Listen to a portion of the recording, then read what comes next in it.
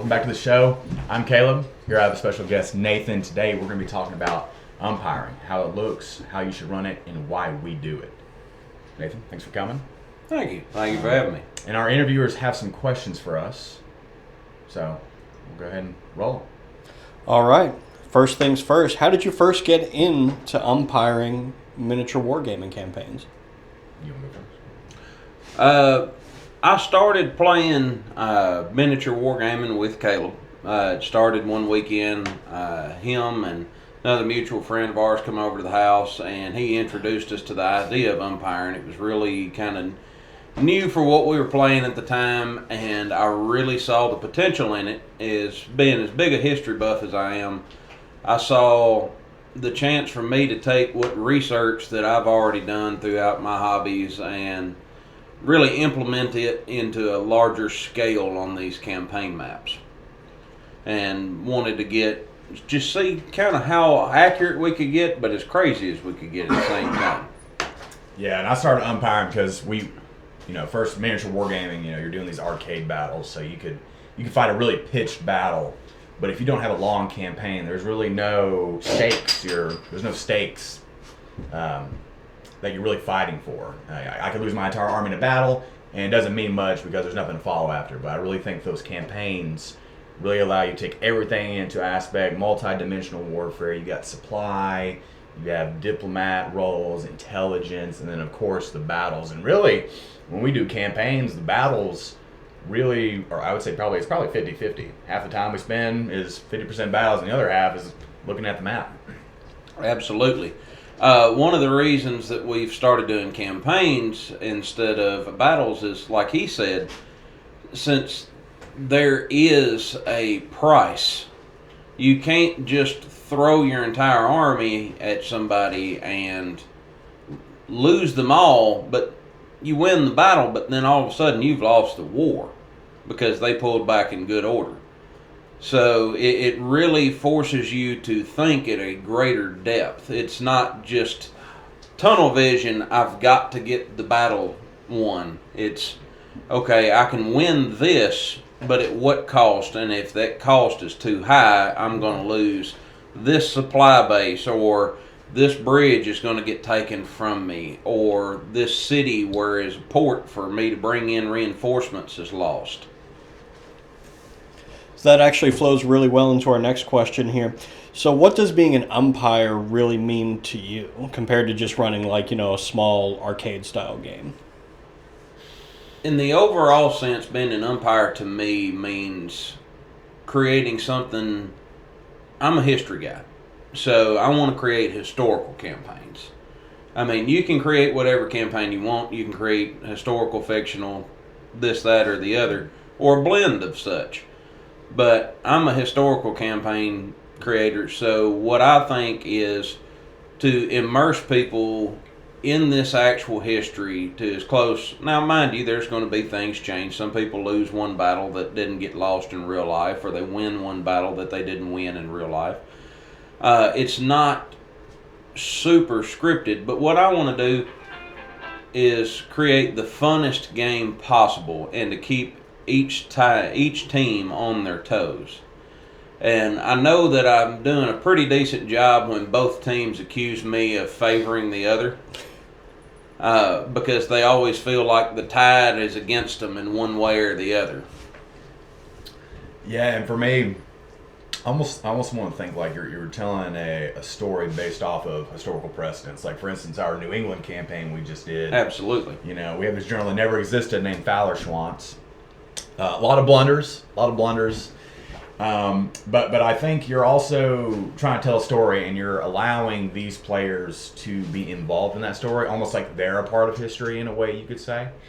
The other thing for me is the biggest goal for umpires is to ensure that whoever the player is in the campaign is that they feel like they're facing with the exact same problems that commanders were on the ground in whatever era. So absolutely. That's a big thing. Immersing them in those issues, that fog of war. You get in some games like Warhammer where it's like every single thing is on the board. There are really no hidden units except for maybe a few. But like when we're umpiring, the umpire is that arbiter of chaos, ensuring that, hey, there's a battalion behind that ridgeline. You cannot see them. There's some cavalry or light infantry hidden in these woods. You cannot see them until you blunder into them. So I think that's the real big goal of the umpire, is to elicit that fog of war and make these players, I don't say hate their lives, but deal with the exact same issues.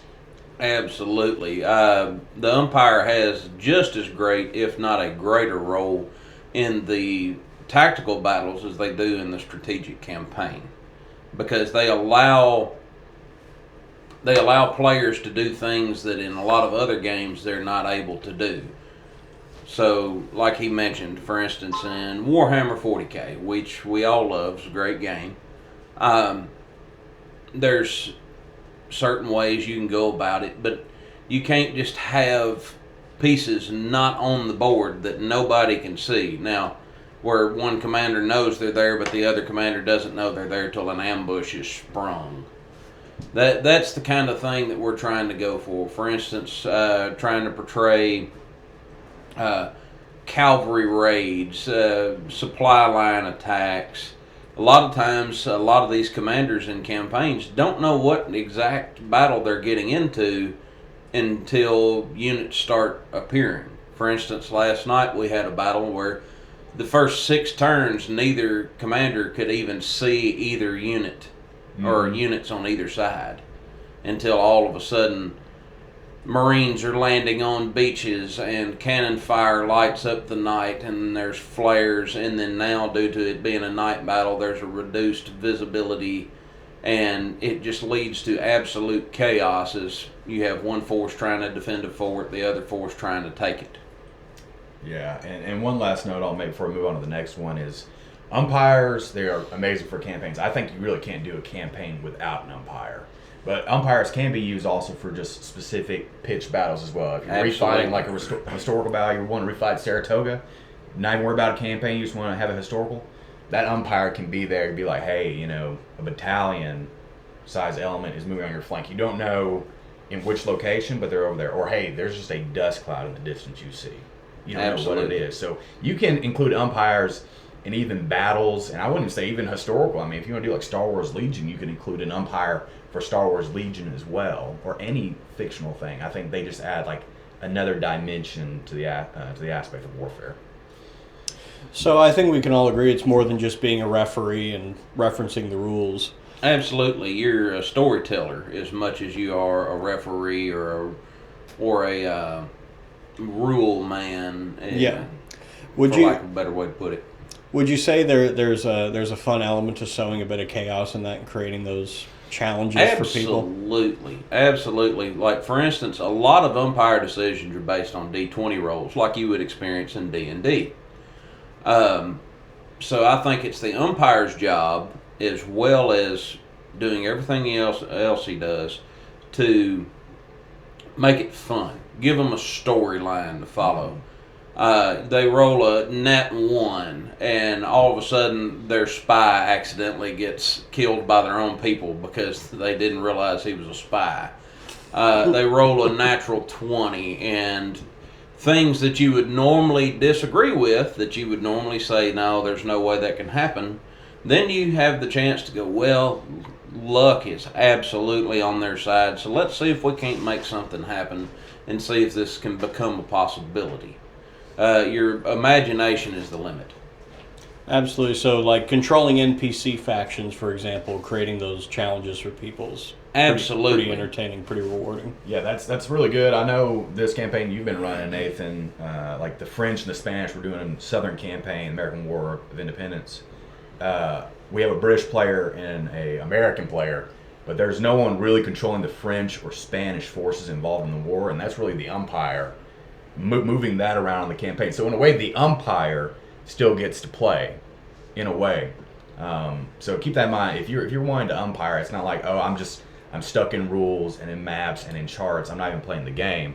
Like you're still playing. You can control NPC factions, the natives. You can control the natives as well. Yes. So that's something to remember. Absolutely. For instance, a lot of these NPC factions are based off of historical events. So it's not so much that the umpire is 100% controlling them.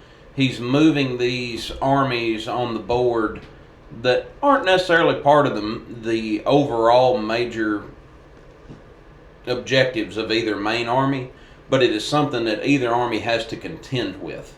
So, for instance, our Americans have had to contend with Cherokees fighting in the North Carolina, South Carolina backcountry area, which is historic because we're portraying the Southern campaign of the United States War of Independence. There was also, at the same time going on, the 1776 Cherokee War. Now, at the same time, the British, so while the Americans are having to deal with the British and the Cherokee, the British, by 1779, Spain and France had joined the war against England, and now the British, are being harassed on their westernmost flank through West Florida and East Florida out of New Orleans and the Louisiana territories. So it fleshes out what each commander has to deal with, because while they have a main focus, no person in any point in life, military or otherwise, can just say, hey, I'm focused on this one thing. Nothing else matters. I don't have to deal with that. Yeah. There's always other little small problems you're going to have to deal with. Absolutely. So we're going to get into kind of the functions of a campaign here. So when you start a campaign, what is kind of your first priority? Are you kind of telling a story? Are you designing maps? Are you setting logistics? What's the start? I think whenever I'm finding a campaign, first of all, I got to find something that's interesting, right? Which, I mean, you could really find any campaign. You could do the Franco-Prussian War. You could do Mexican-American War. Any war can be fleshed out into a campaign. But for me, what I do is I find something that my players would find interesting. Like, for instance, Alex, another member of our club, he's wanting to do a Quebec campaign for French and Indian War. And so he's currently working on that. So first thing he does, and what I've done when I did my initial campaign, is I find this story, I make the map. And then once I make the map, I am referencing this map to historical important points. Like, say, like Charleston, if you capture it, you get X amount of supplies. So I will include that. So I'll build the campaign. It's like three-dimensional. I'm using my historical resources and knowledge, this map, and what I know the players would enjoy to all make a campaign for me. Absolutely, absolutely. And again, it doesn't have to be set in history, or you could partially set it in history and partially set it in fiction. Again, your imagination is the limit. Right now, I chose the Southern campaign because it was such an interesting period in the American War of Independence. We've all seen the movie The Patriot, Mel Gibson, that covers a large chunk of the fighting in South Carolina based off of different battles. I mean, the movie's not a historical novel, but it's set during that period. So you have a lot of moral dilemmas. You have a lot of extra forces available because now you're getting down on the borders of French and Spanish territories. The Caribbean's close by. You have the Cherokee that are warlike at this point. And it really makes the commanders think on their toes and stay active. But there was also a large loyalist population in the South.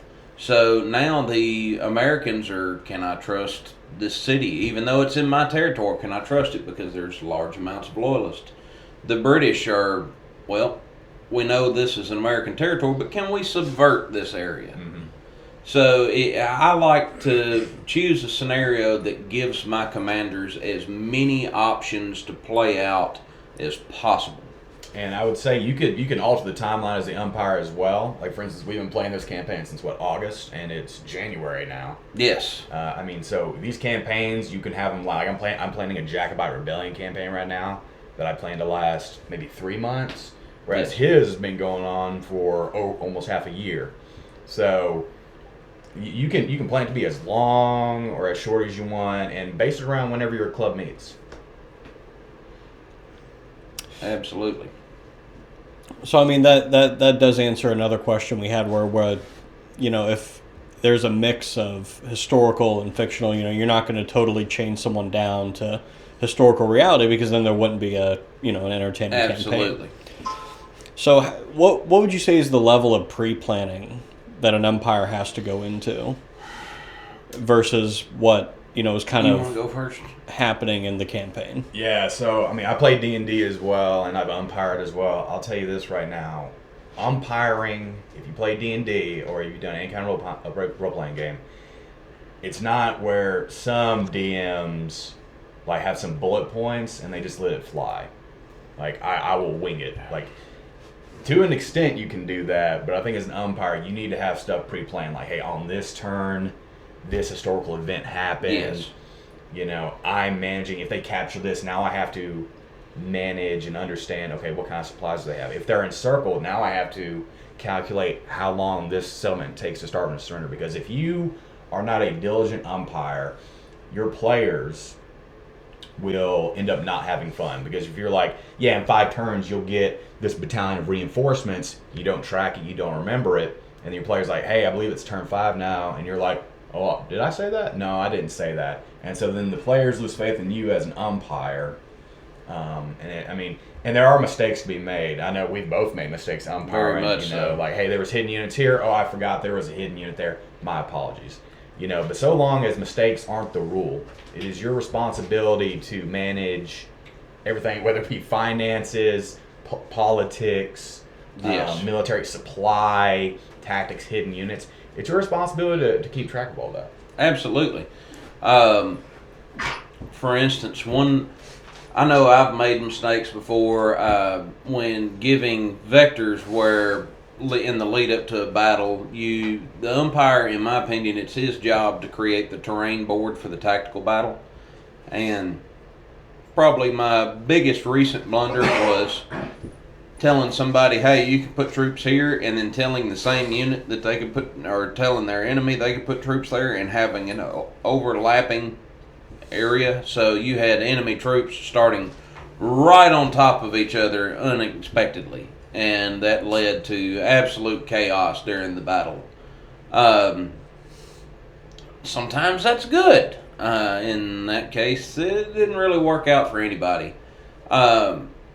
Now, and then also never forget that you can, as umpire, you can go back and go, okay, I know we were talking about this, but for the sake of gameplay, for the sake of everybody here, let's go ahead and play this out like this instead. And that's one way you can, for instance, we were about to have a large battle outside of Pensacola, Florida. And we were running short on time, and we had several players that were getting ready to leave for the night, so we decided we were going to do some rolls for that versus actually play it out on a major campaign scale, because you had one force that was falling back. They didn't want to fight anyway. Now that was an NPC force. Yes, that was an I NPC wouldn't recommend force. doing that when it's 2-player forces. No. I would say that the umpire does not have the right to do that when it is 2-player forces. Because if you take away the different commanders' ability to make their own choices, what are you really playing for? Yeah. Absolutely. Yeah, so I mean that flows in very nicely. So as far as player freedom, what is that level, and and have players ever just completely derailed your plans for a campaign? So, as far as completely derailed plans, I wouldn't say completely derailed, but we did have one individual who showed up one time, and he got put in charge of most of the Americans' regular forces. And this individual, just like might happen in real life, had been imbibing a little too much, and decided he was going to sacrifice all of the Americans' regular forces, leaving them nothing but militia, leading to a major city fortress falling like 2 years ahead of what they fell in real life. So that, I mean, and I will say, if I may chime in, Nathan, like, that's okay. Like, especially when you have brand new players that are coming and stuff, you can treat it like, oh, he's a green commander, right? Like, absolutely. Nathan's been wargaming for what, 4 or 5 years now? You know, no, closer to 7. Yeah, I mean, so we've been playing for a long time, right? So you could say that I still make mistakes, but everybody does. You could be considered like veteran commanders at that point. But if you have brand new players, they're your green commander, and that guy was fairly green, and fully sober, not. But yeah, no. So I mean, you'll have mistakes like that happen for sure. Now, what was the other part of that question as well? You asked the levels of player freedom that you'll. Okay, as for levels of player freedom, I think as the umpire, it is your job to. You can't tell an enemy or you can't tell a player what to do. That is not your job. That is not your role. That is not your responsibility. But you can drop hints here and there and guide forces one way or the other to make the campaign more fun for each person or to prolong. Because the last thing you want is a campaign to last you got this massive campaign planned and then all of a sudden it ends in one playthrough because they end up in one massive battle, the entire enemy army is wiped out before they can replenish. The whole army sweeps the map and you're done. Yeah. That's not fun for anybody. The battle's probably fun, but after that, it's just headache after headache after headache, knowing that there's nothing that can be done, and then eventually you got to call it. But as for player freedom, it's like I like to try to let people come up with ideas and imaginative attacks to their ability. Now, the thing that I strive to do is to not let people do things that are not realistic. The game we primarily play is based in real life and based in real life tactics. So you don't get to have people saying like, oh, hey, can I go ahead and create a few scientists and start researching nukes in the 1770s? This is, you try to keep the strategies of the time period. Now, do you allow a few little things? Like I said earlier, you roll for it. I mean, there's a few things that are like right there on the border, and if you don't want to make a decision as the umpire, the easiest thing to do is roll for it. Let chance decide. Yeah, 100%. I mean, and I generally, whenever I umpire, I generally say anything goes, so long as it is realistic.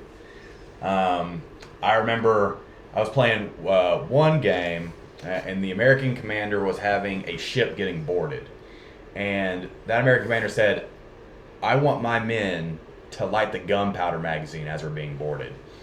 And I said, so you want your men to go down to the gunpowder magazine and light all of it while they're still on the ship? And he said, yes. And I rolled for it. It could be a do or die crew, right? But I rolled for it. It was like a 5, and I was like, no. As a matter of fact, they shot the commander of that vessel and they surrendered. So you can allow anything to go. That would have been probably like a 19 or 20 on a D20 roll.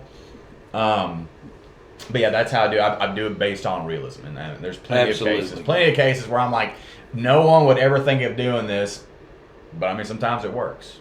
So. There's always an exception to the rule, but you can't let the exceptions become the rule. Yeah. So you got to reward creativity without letting it become anarchy. Right. Absolutely. That's a very good way of putting it. Yeah. So is there a good system for using like written orders, private message? I know there's been some instances where written orders, private messages, secret messages have been used.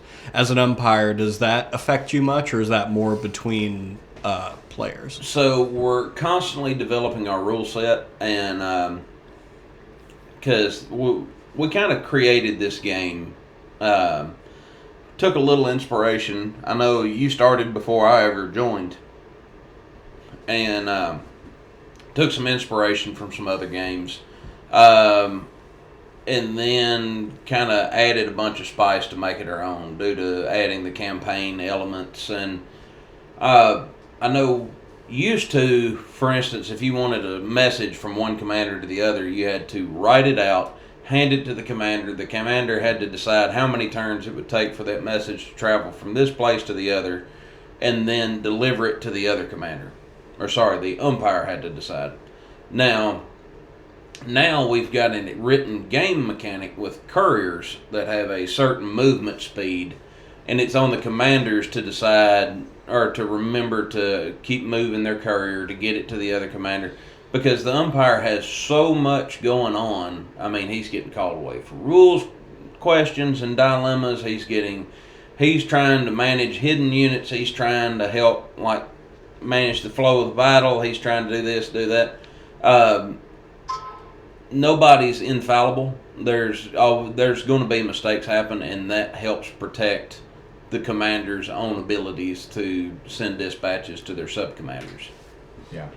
So, I mean, talking about rule sets, that's going to be our next episode, our next show. We're going to be talking about how we created a rule set, the dilemmas we faced while doing that.